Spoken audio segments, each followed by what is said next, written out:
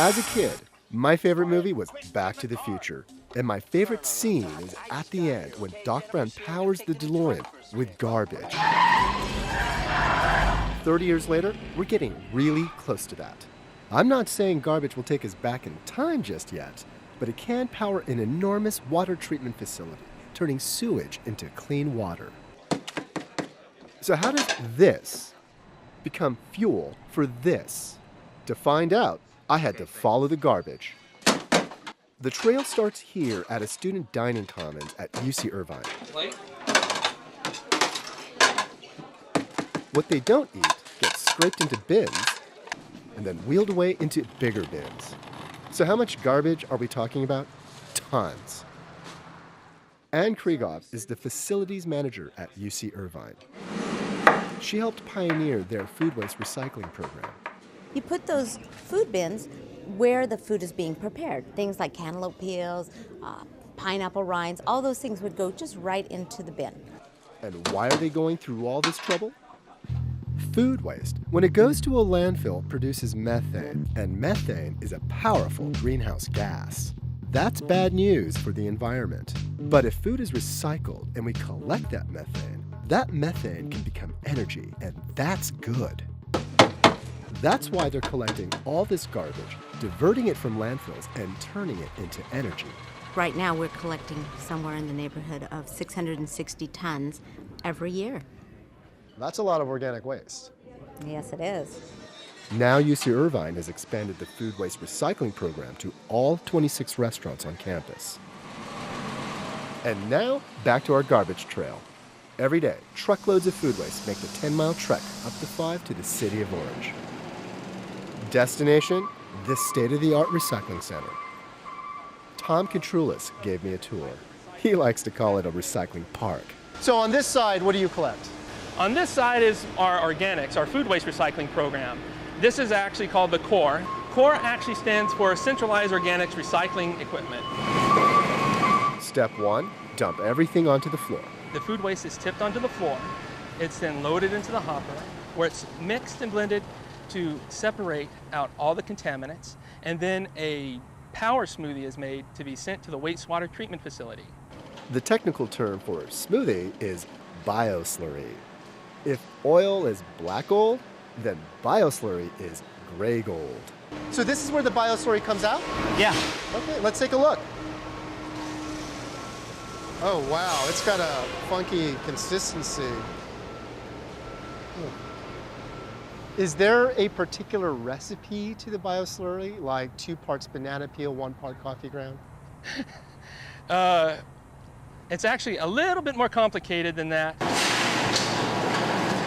Much like our facility being proprietary, so is our blend.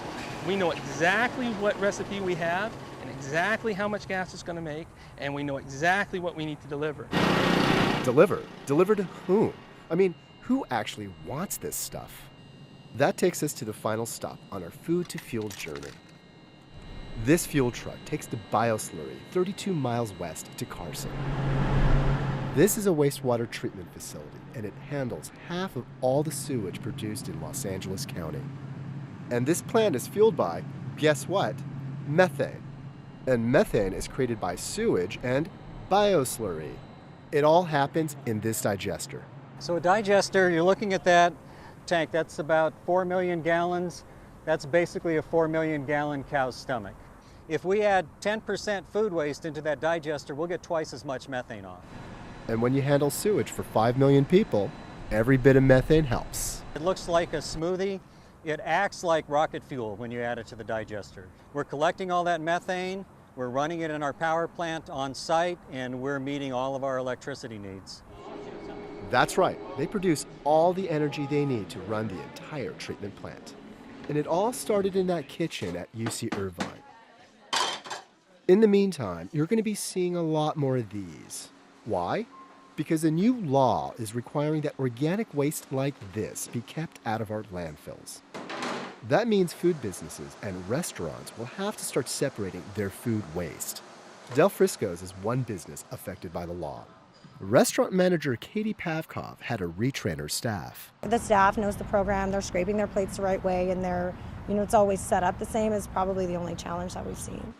And despite the additional work, Katie didn't mind the change. It made sense. There wasn't any real negative reason for us not to do it, and obviously if laws are getting implemented and it's something we're going to have to do anyway. Now don't freak out. The new law does not apply to us regular folks at home, but it will over time apply to all restaurants, big and small. Is it all worth it? It's very much worth it. It's just a process change. It's a small change with a huge environmental difference. I think that it's our responsibility to make sure that we're doing our part. Working in a restaurant where we do have a lot of waste and we do have a lot of organic waste, it's important for us to make sure we're doing what we can for the environment. How important do you think this bill is? I think it's very important. It will help motivate and give reason for our businesses to recycle for those that aren't motivated. We wanted to find a beneficial reuse for everything that we touch. Other than just taking it to the landfill, what else could we do with the material that we're collecting? And food waste being one of our final frontiers, we had to come up with a creative solution. Roads? Where we don't need roads. When it comes to garbage, turning food waste to fuel is one creative solution whose time has come.